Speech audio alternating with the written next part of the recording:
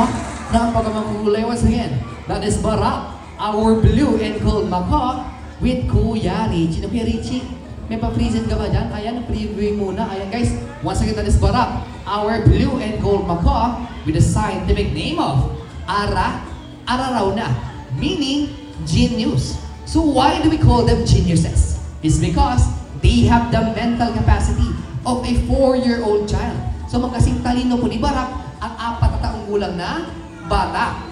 For example, ng Barak, sige daw Barak, Barak, bigyan mo daw ng high five si Kuya Richie. Apiran mo daw si Kuya Richie, high five.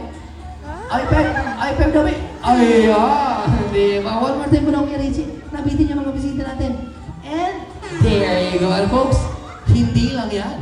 Si Barak dito ay napakalambing din. Napaka-sweet. At lambing po na ito yung Barak, folks. Tignan niyo ito ng Barak. Ito naman Barak, Barak. I-kiss mo daw si Kuya Richie sa pisngi daw, Halika mo sa pisngi.